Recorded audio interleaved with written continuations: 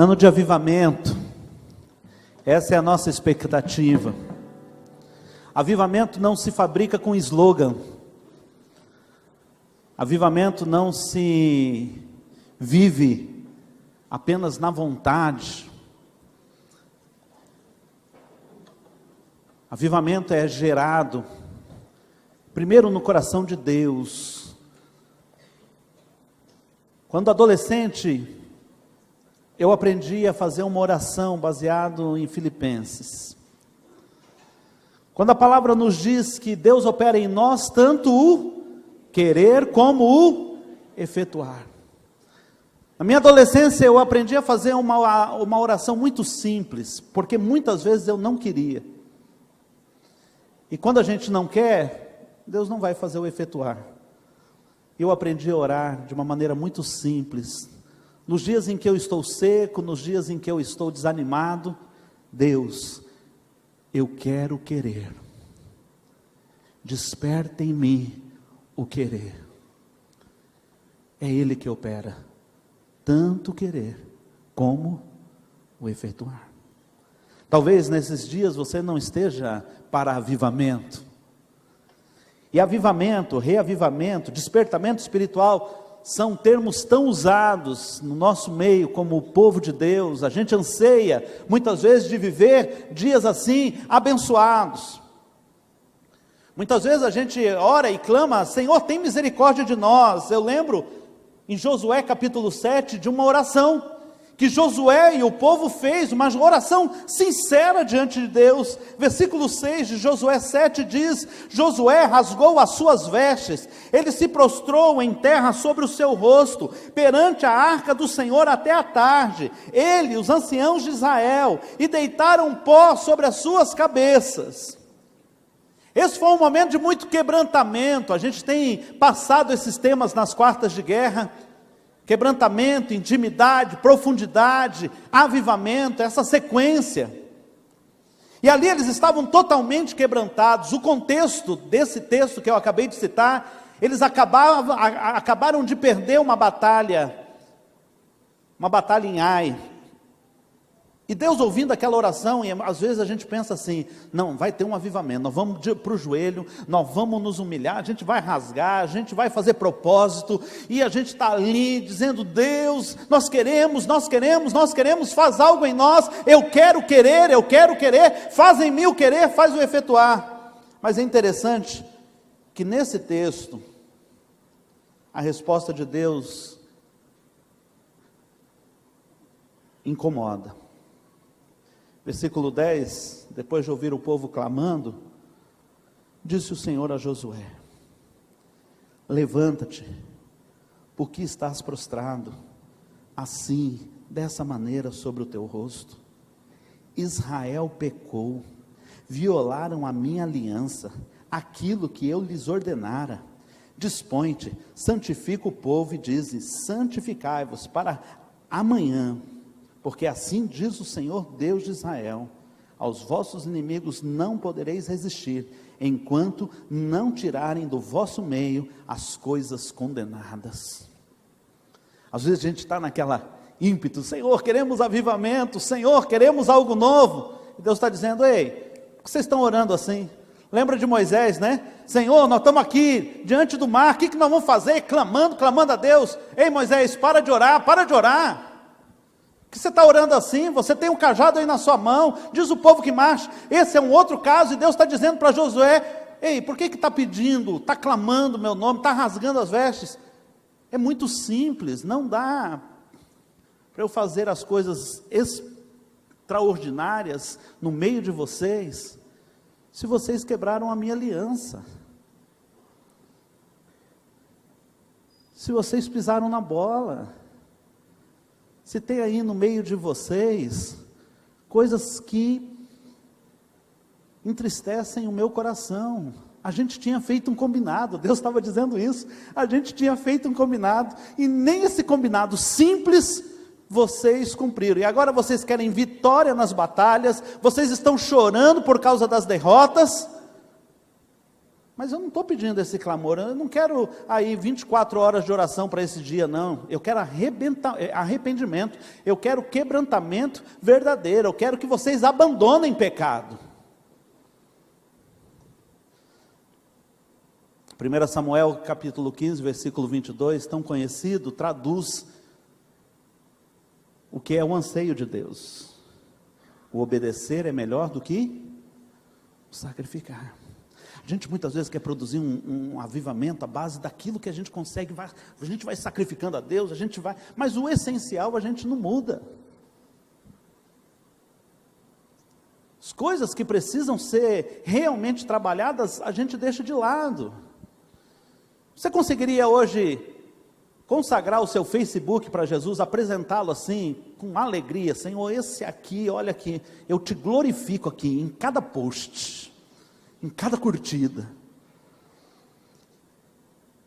Quando for março de 2017, eu entrei num propósito de 3 meses do Facebook. Queridos, a alegria de ficar fora daquilo, porque assim, o comportamento do crente no Facebook, né, não é, e Insta e tudo mais, às vezes a gente não entende, que eu não consegui voltar. Eu ensaio, todo mês eu falo, não, agora eu vou voltar, quero postar, quero abençoar, eu prefiro ficar de fora. O coração de pastor sofre menos. Alguém diria que é a bênção da ignorância. Por que eu estou dizendo isso, queridos? E a primeira palavra desse ano, lá no dia 6, ela falava de um medo de água rasa. Não sei quem estava aqui, quem lembra. No mar eu tenho medo de águas profundas, mas na vida espiritual eu tenho medo de águas rasas. Porque não há avivamento sem profundidade, sem rompimento com o pecado, sem mudança de vida. Nós não estamos num ano em que a gente quer viver um grande barulho.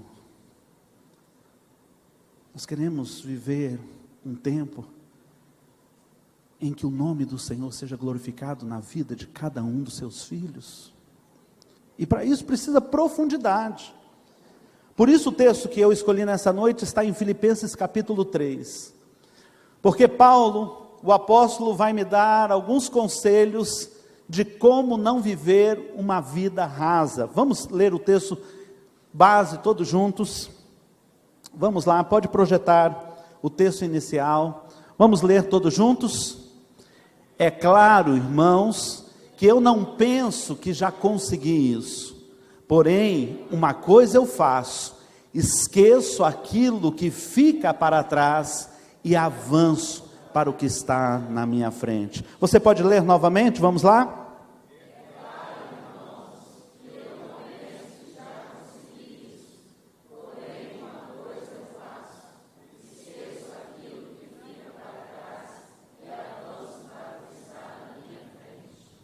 Esse era o desejo de Paulo. Livro de Filipenses, ele é um livro muito interessante, ele é um livro em que Paulo parece não estar preocupado com a densidade da teologia, mas ele está muito preocupado com aquilo que é a vida prática na vida cristã. Em especial o capítulo 3, Paulo vai me ensinar 5 maneiras de evitar águas rasas na minha vida. 5 maneiras de viver uma vida profunda, mas hoje o tema é como evitar. Quais os cuidados que eu tenho para eu não ficar em nível espiritual, na vida espiritual, andando em águas rasas, não avançar, não ter profundidade, não ir aonde realmente Deus está querendo que a minha vida chegue. Muitas vezes a gente fica, a Camille ministrou sobre propósito de vida. Na realidade, todo ser humano tem um propósito só. Todos nós fomos criados para a glória de Deus. Esse é o propósito de todo ser humano. O ser humano que não está vivendo o viver para glorificar a Deus, ele não encontrou exatamente o propósito de vida. E nesse propósito de vida, enquanto nós estávamos sendo ministrados pelo louvor, Deus começou a falar no meu coração sobre um alinhamento sobre a visão que Deus me dá, sobre a vocação que Deus me dá, sobre o chamado que Deus me dá. E quando essas coisas estão alinhadas, a minha vocação, a visão e o meu chamado específico, então eu posso decidir viver para a glória de Deus. Todos nós recebemos instrumentos na nossa vida para glorificarmos a Deus naquilo que Ele nos chamou, naquilo que Ele nos capacitou. Porque muitos então não cumprem esse propósito completamente, porque muitas vezes falta algo mais para que aquela vida possa se sentir plena. Há uma música, Epitáfio, e essa música é muito linda, e a poesia dessa música diz: eu queria ter olhado mais o pôr do sol, eu queria ter feito mais isso, eu queria ter feito mais aquilo, um monte de eu queria, né? Se eu tivesse feito mais isso, e se eu tivesse feito mais aquilo. E essa é um tema que eu não quero levar para o meu túmulo. Eu não quero chegar no final da minha vida dizendo: puxa, eu podia ter feito mais isso, eu podia deixar de ter feito isso, eu podia ter trabalhado menos, eu podia ter amado mais. Eu quero chegar no final da minha vida falando como Paulo falou: eu combati o bom combate, entendeu? Eu sei que o que Deus tinha para mim eu fiz, eu vivi tudo que Deus tinha para mim, acabei a carreira e guardei a fé. Tem gente que inverte, né? Combati o bom combate, né? Guardei a carreira e acabei com a fé. Não pode. Tem que ser como Paulo falou. E é assim que eu quero chegar lá. Quero chegar no final dizendo: Senhor, o que o Senhor me chamou para ser, para fazer, eu estou pleno de que mesmo dentro da minha limitação, podia ir do mais, mas eu sei, Senhor, que nós somos muito longe um com o outro. A frase crucial de Jesus na cruz é: está consumado. O que tinha que ser feito foi feito. Eu não deixei nada para trás. Eu não quero águas rasas. Eu não quero uma vida sem profundidade. Eu não quero ser raso na minha fé. O primeiro alerta que Paulo me dá é: cuidado com as conquistas na carne. Elas geram o legalismo. Paulo começa Filipenses capítulo 3, versículo 1, dizendo: para terminar, meus irmãos, sejam alegres por estarem unidos com o Senhor. Não me aborreço de escrever, repetindo o que já escrevi, pois isso contribuirá para a segurança de vocês. Cuidado com os que fazem as coisas más. Esses cachorros insistem em cortar o corpo. Porque os que receberam a verdadeira circuncisão fomos nós e não eles. Nós adoramos a Deus por meio do seu Espírito, nos alegramos na vida que temos em união com Cristo Jesus, em vez de pormos a nossa confiança em cerimônias religiosas como a circuncisão. E Paulo vai terminar esse discurso dizendo: isso aí que eu dava tanto valor, hoje eu julgo que não vale nada. No passado essas coisas valiam muito para mim, ele diz, mas agora por causa de Cristo, eu considero que não tem nenhum valor. Um dos primeiros cuidados que nós temos que ter na nossa vida espiritual, para que a gente possa avançar em profundidade com Deus, é não tentar viver um evangelho à base da minha carne, das minhas conquistas humanas. Talvez você já encontrou um ou outro crente na caminhada, um ou outro irmão na caminhada, que o seu passado é cheio de glórias. Naquele tempo a gente fazia, naquele tempo era que era bom, era um monte de conquistas. Eu tive uma adolescência, uma juventude muito intensa com Deus, mas eu não quero ficar lá, eu quero que aquelas sejam boas lembranças, mas o melhor dia que eu quero viver com Deus é hoje. E muitas vezes, essas conquistas, essas marcas, esses títulos, não, mas eu já fiz isso, eu já fui aquilo, não, para o Senhor eu já fiz dessa maneira e tal.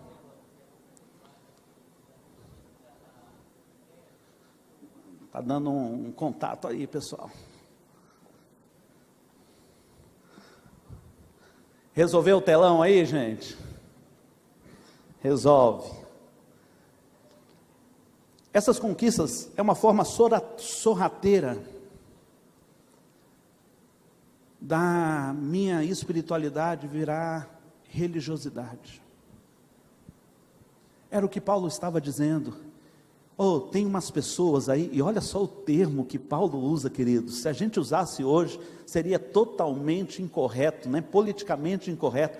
Gente, tem uns cachorros aí no meio de vocês. Tem um pessoal aí soltando uma doutrina no meio de vocês, que é uma cachorrada para a vida espiritual. Eles querem que vocês se cortem na carne, eles querem que vocês se circunde, eles querem que vocês tenham as marcas da religião. Eles esquecem que nós somos os verdadeiros circuncidados, nós é que recebemos a marca de Cristo. Ele faz de maneira tão severa esse alerta, porque, queridos, uma das coisas piores que acontece na vida espiritual, que nos deixa no raso, que nos deixa em águas pequenas, é a nossa espiritualidade, a nossa fé, a nossa experiência de vida com Deus se tornar em religiosidade. É quando eu saio para vir à igreja, porque é domingo e tenho que ir. Mãe bate na porta, levanta, vamos para a igreja. Não, mãe, não vou hoje não. Levanta que vai começar o culto da manhã, você tem que ir. Dá 2 motivos, mãe, para eu ir. Ela disse: primeiro, hoje é domingo. Segundo, você é o pastor, levanta e se arruma.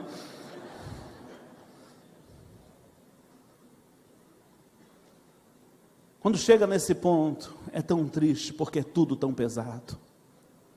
Eu entendo muitas vezes as pessoas usando esse termo, mas de alguma maneira ele me incomoda. Eu estou pagando um preço.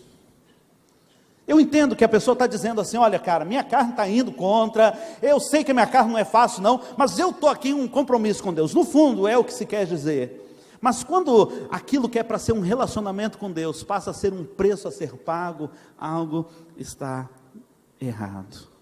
Você paga preço para assistir um jogão do seu time? Você paga preço? Você se diverte?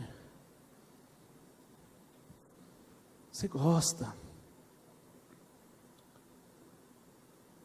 Deus não quer que eu viva com Ele um relacionamento em que eu tenho que ficar pagando preço para Deus. O relacionamento que Ele quer comigo é: ei, eu já paguei toda a conta, entra na minha presença e desfruta. É relacionamento.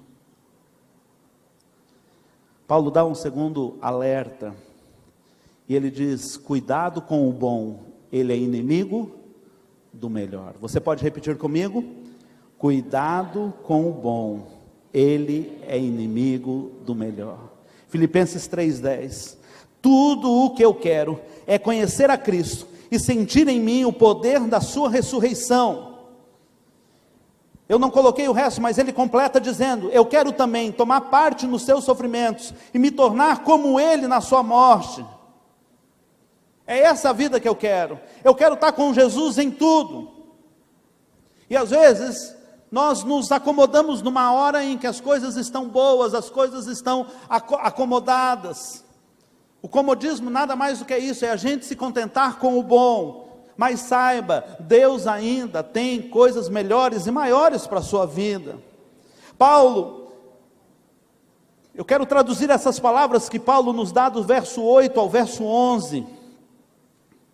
Quando ele começa dizendo, não somente essas coisas, mas considero tudo uma completa perda, comparado com aquilo que tem muito mais valor. Isto é, conhecer completamente Cristo Jesus. Paulo faz uma conta diferente, queridos, por isso que ele não fala pagar preço, ele diz, é investimento. Toda vez que eu estou perto dele, alguém pode dizer, mas você está deixando de fazer isso, mas você está deixando de fazer aquilo, mas parece que você está se cortando tanto. Paulo fala, você não sabe de nada, isso aqui é um pequeno investimento perto do valor que é andar e viver em Cristo, e viver com Cristo. Sabe, queridos, a igreja, Ela não vive avivamento, e a gente se questiona por que a gente não vive tantos milagres assim, tantas coisas como na igreja primitiva. Mas a verdade é que nós deixamos muitas vezes o comodismo entrar na nossa vida espiritual, no nosso relacionamento com Deus, e paramos de perseguir excelência. A excelência vem em primeiro lugar pelo conhecimento de Cristo, e Paulo vai falar isso várias vezes nesse texto. Eu quero conhecê-lo, eu quero conhecê-lo. Na versão anterior, na versão revista e atualizada, diz: para que possa conhecê-lo mais. Vem do conhecimento do que ele fez, do que ele é, mas também vem pelo reconhecimento de que não tem algo mais valioso do que me relacionar com Jesus. Vem da vida diária, em que perder é ganhar. O Evangelho é o Evangelho do inverso. O que serve é Senhor. O que perde, na realidade está ganhando. Esse é o Evangelho, que sabe que a corrida que eu comecei, e logo a próxima figura é a figura da corrida, ela é uma longa jornada, e que eu não vou parar pela metade, porque eu estou perseguindo o prêmio da soberana vocação. E Paulo fala isso em tantos textos. Romanos 8:18, ele diz: sabe, todos os sofrimentos que eu posso ter agora, nada disso pode ser comparado com a glória que em mim há de ser revelada. Paulo dizia: eu não vou trocar o melhor pelo bom. Paulo nesse texto nos diz para termos um terceiro cuidado. Cuidado com o imediatismo, porque a corrida é longa. Você pode repetir comigo? Cuidado. Vamos ler todos juntos o texto? Corro a fim de conseguir o prêmio da vitória. Esse prêmio é a nova vida, para a qual Deus me chamou por meio de Cristo Jesus. Paulo conhecia as regras da corrida. No versículo 12, ele diz: olha, tem que se preparar adequadamente. Paulo não está se preparando para correr 100, 200 metros rasos. Você não vai acreditar, mas quando eu era magrinho, eu era um excelente corredor de 100, 200 metros rasos. E corria mesmo, tinha umas medalhinhas lá e tal. E um dia nós fomos para um retiro e tinha uma maratona nesse retiro. Mãe, eu sempre corri bem, ganhava minhas medalhas na escola, correndo 100, 200 metros. Só que eu não sabia correr maratona. Quando disparou, eu pensei, vou ganhar de todo mundo, sou mais rápido de todos. Não aguentei metade. Porque a preparação para uma maratona é diferente da preparação para uma corrida rasa. Maratona é uma corrida de profundidade, de longa distância. Ela tem um paredão que a pessoa precisa mentalmente e fisicamente passar. A preparação para a sua vida espiritual é para uma maratona. A corrida é longa. Verso 13, ele diz: não dá para carregar bagagem. Abandone tudo aquilo que lhe prende. Ele diz no versículo 13, uma coisa eu faço, esqueço as coisas que para trás ficam e vou avançando, porque se eu ficar preso, queridos, a mágoas, a ressentimentos, a falta de perdão, a tristezas, a essas coisas, eu vou ficar amarrado. Tem crente vivendo com um monte de perguntas: por que Deus fez isso? Por que Deus fez daquele jeito? Por que Deus não fez daquele outro jeito? Ele vai passar a vida brigando, querendo uma resposta que Deus não está se propondo a dar. Deus está apenas dizendo: eu não preciso que você entenda, eu quero que você confia. Eu quero que você confie e saiba que tudo está no controle, e que lá no final você vai dizer: valeu a pena correr a maratona. Coloque os olhos no alvo. Você lembra o nome da primeira maratonista vencedora da maratona feminina nos Jogos Olímpicos? Quem lembra o nome? primeira maratonista campeã nos Jogos Olímpicos, porque as mulheres não corriam a maratona até 1984. Em 1984, teve a primeira maratona feminina da história das Olimpíadas. Provavelmente, você não vai lembrar do nome de Johanna Samuelson, uma americana que foi a campeã daquela maratona. Mas você vai... Era disso que eles estavam falando? Não tinha imagem aqui. Mas se você olhar lá para o fundo, você vai ver a foto de Gabriele Anderson, uma suíça. Quem acompanhou aquela corrida? Quem se lembra daquela corrida?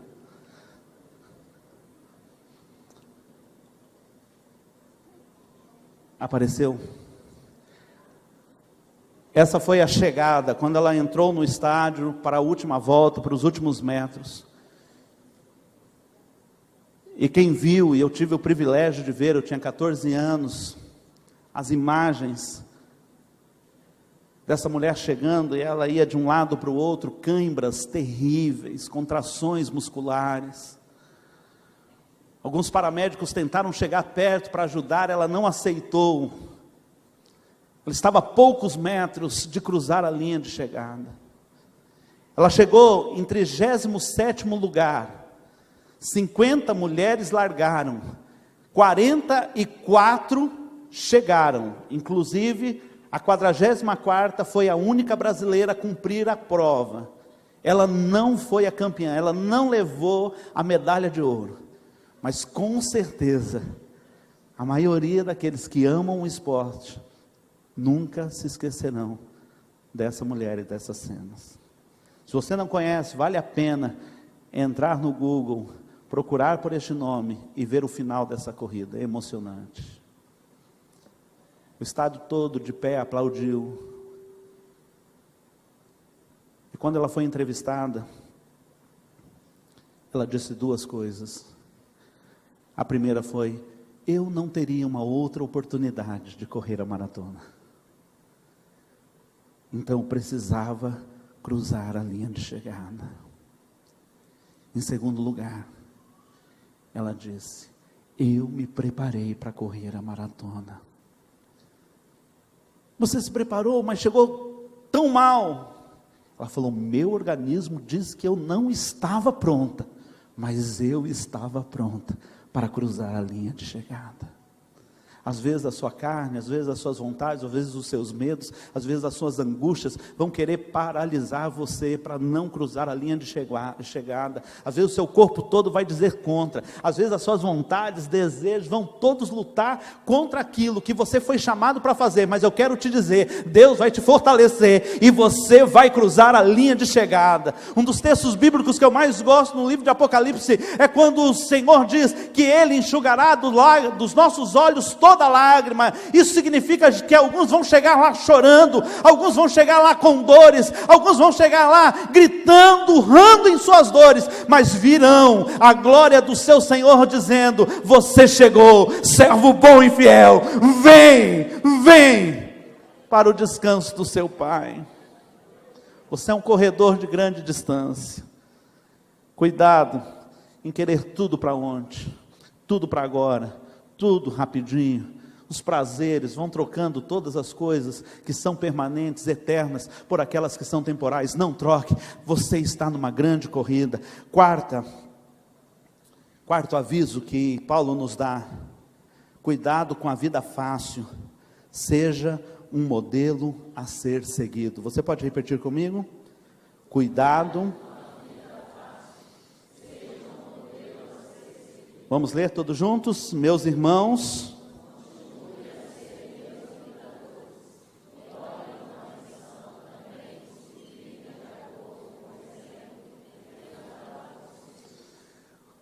logo que o Senhor Jesus visitou a sua igreja, Pentecostes veio, o Espírito Santo foi derramado sobre a vida da igreja, capacitando a igreja para ser o que ela nasceu para ser. Os discípulos saíram pregando o evangelho e grandes sinais começaram a acontecer. Grandes sinais começaram a acontecer. Um dos primeiros desses sinais de cura foi de um paralítico, de um coxo, a porta da Porta Formosa, a entrada da Porta Formosa.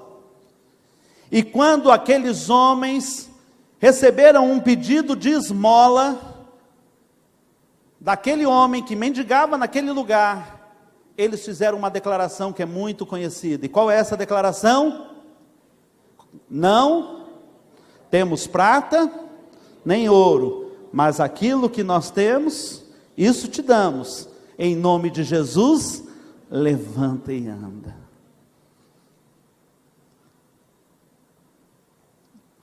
Todos nós conhecemos essa declaração. Todos nós lá no fundo, a gente quer viver um avivamento que um dia dê autoridade para a gente chegar e dizer, em nome de Jesus, levanta e anda. Eu entro em crise todas as vezes que, pela lei do governo, e ela é certa, a gente tem que fazer acessibilidade na igreja. A vontade que eu tenho é de que a igreja tivesse tanto poder que cada um que chegasse com deficiência, a gente ficasse ali na porta, levanta e anda, levanta e anda. Não é assim? Mas sabe onde está a parte mais poderosa desse texto? É porque no começo, antes de dizer, não tenho ouro nem prata, sabe o que eles dizem? Ei, olha para nós. Vai aí no texto bíblico e vê. Olha para nós. Olha para nós. O nome de Jesus não perdeu o poder para curar paralíticos, para dar vista aos cegos. A igreja é que perdeu a autoridade de dizer, olha para nós, olha para a nossa vida, e veja Jesus em nós.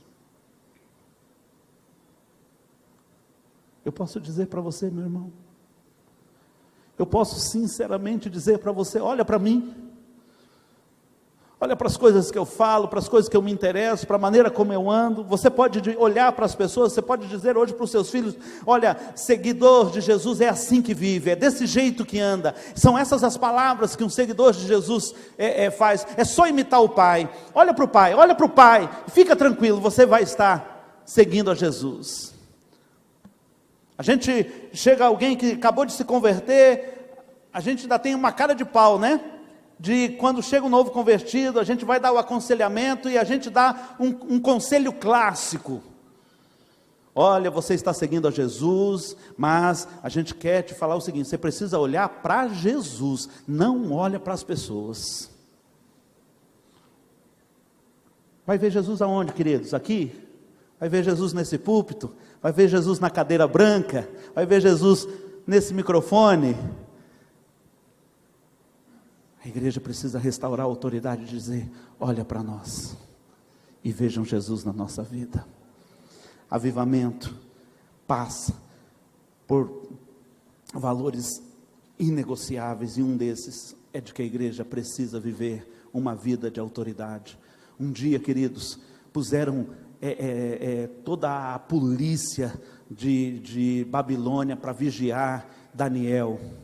Não, nós vamos pegar esse cara tem alguma coisa, até o japonês da federal colocaram para perseguir o Daniel. Foi todo mundo atrás, rastrearam, era amor, era todo mundo. Daí acharam o grande pecado de Daniel. Qual que era? Orava 3 vezes ao dia. Dá para pôr lupa sobre as nossas vidas, queridos? Dá para pôr lupa sobre quem somos verdadeiramente, o que fazemos? Busque bons exemplos, versículo 17. Olhem, não para mim só, mas olhem também com atenção para as pessoas que estão em volta de vocês e sigam aqueles que imitam o modo de Cristo. Ele diz ainda no versículo 18, já disse isso muitas vezes e agora repito chorando, existem muitos que pela sua maneira de viver se tornam inimigos da mensagem de morte de Jesus, da morte de Jesus Cristo. Afaste-se de más companhias, cuidado com quem não ama a cruz e o fruto da cruz que é a igreja. Pessoas que na hora de fazerem os seus negócios esquecem de mostrar que ali também são servos de Cristo. Pessoas que sempre estão rodeadas de confusão. Afaste dessas pessoas. Lute contra a mentalidade do pecado. A mentalidade do pecado faz com que o direito de brincar se transforme em anarquia, o direito de sorrir se transforme em deboche. A mentalidade do pecado faz com que o direito de defesa se transforme em ataque, o direito da reivindicação se transforme em lamúria. A mentalidade do pecado faz com que o direito de propriedade se transforme em usura, o direito de sonhar se transforme em cobiça, o direito de descansar se transforme em ociosidade. Fuja dessa cultura do pecado, estabeleça um padrão, um modelo em Cristo Jesus. E por fim, Paulo nos dá um quinto conselho: cuidado com o prazer imediato, conquiste a santidade. Vamos ler todos juntos o texto? Mas nós estamos esperando ansiosamente o nosso Salvador, o Senhor Jesus Cristo, que virá de lá. Eu vou completar o texto, o 21, que é o último versículo do capítulo. Ele transformará o nosso corpo fraco e mortal, e fará com que fique igual ao do seu próprio corpo glorioso, usando para isso o mesmo poder que ele tem para dominar todas as coisas. Eu falei da corrida e parece que aqui a conotação é muito parecida. Mas não troca aquilo que é rápido, que satisfaz. Lembre-se de Esaú. Esaú, para matar a sua fome, sua necessidade ali, que ele achava primordial, ele vendeu a sua primogenitura para o irmão. E a Bíblia diz que depois, mesmo buscando com choro, lugar para arrependimento, ele não conseguiu. Não troque. Não troque, queridos, coisas que vão te dar alívio imediato, satisfação ali de um momento, por aquilo que realmente é um valor eterno. Não viva um evangelho de Facebook. Posso te falar uma coisa? Não é o tema da mensagem, não vou aprofundar. Mas aquele Jesus do Facebook, bonzinho e tudo mais, esquece, viu? Deus é bom, mas não é bonzinho. Uma hora eu falo sobre isso com você.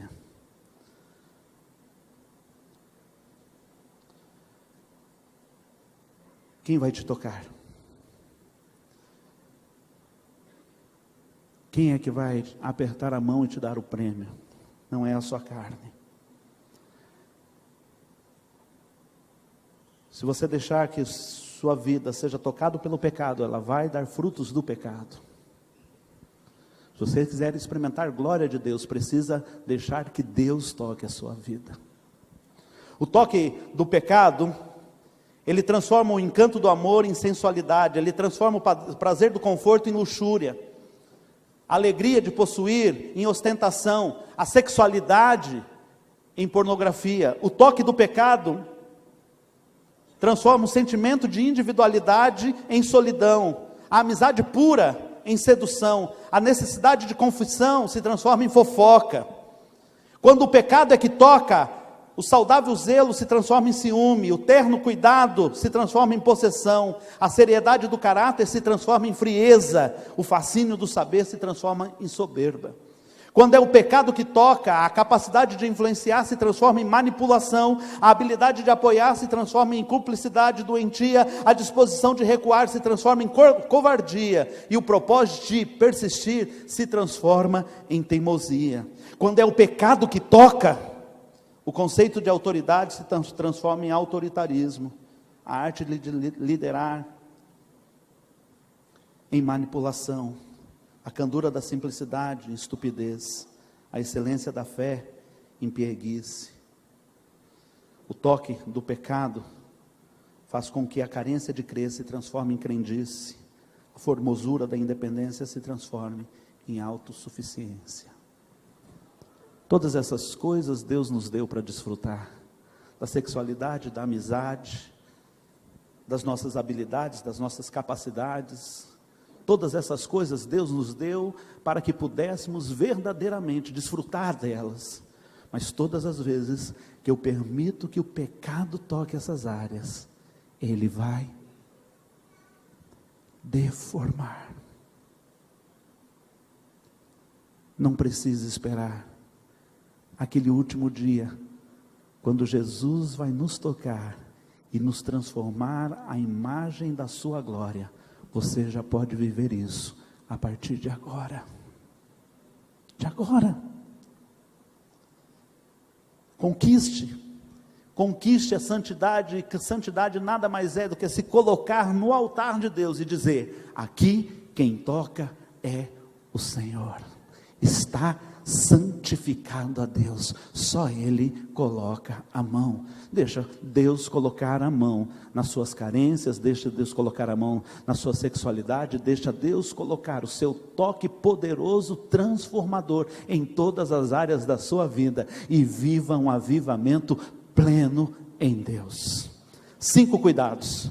O primeiro deles: legalismo, não viva o evangelho da carne. O segundo, comodismo, o bom é inimigo do melhor. O terceiro, imediatismo, você está numa maratona. O quarto cuidado que você deve ter é com a vida fácil, busque ser modelo. E por fim, o quinto aviso de Paulo é sobre a cultura do prazer imediato. Conquiste um estilo de vida santo e viva a plenitude do que Deus tem preparado para você. Amém? Avivamento acontece quando tudo em nós está nas mãos do Senhor. Você tem coragem de colocar tudo nas mãos dele? Por isso nós cantamos: Ele é o meu respirar, Ele é o pão, Ele é tudo, Ele é a essência, é com Ele.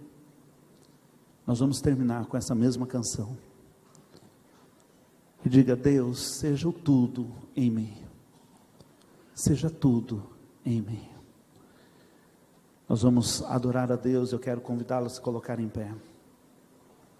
Enquanto você canta a Deus, diz: Senhor, longe de mim um evangelho legalista, cheio de regras e sem relacionamento. Longe de mim, Senhor, uma vida cômoda, Senhor, acomodada, parada, Senhor. Movimenta, me leva para o próximo nível, meu Deus. Longe de mim, Senhor, querer viver só o imediato, Senhor, o agora, olhar só para o que eu preciso agora, Senhor, me dá a visão da eternidade, Deus. Longe de mim, Senhor, querer uma vida fácil, Senhor. Eu quero, ó Pai amado, buscar ser um modelo. Eu quero reconquistar a autoridade de que as pessoas eu posso olhar para as pessoas e dizer: olha para a minha vida, Jesus Cristo vive em mim. Longe de mim, Senhor, viver debaixo da cultura, da dinastia, da ditadura do prazer. Eu não quero viver de acordo com a minha carne, ó Deus. Eu não quero viver de acordo, ó Pai amado, com as minhas fraquezas. Eu quero ser transformado de glória em glória. Eu quero viver em santidade. Eu quero viver tudo que o Senhor tem, ó Pai amado, para a minha vida. Eu quero viver um avivamento de fato. Eu quero fazer do Senhor, ó Pai amado, a razão única da minha existência. O Senhor é o meu respirar, o Senhor é o meu pão, o Senhor é a água da vida, Senhor. É o Senhor, é o Senhor. Tudo, tudo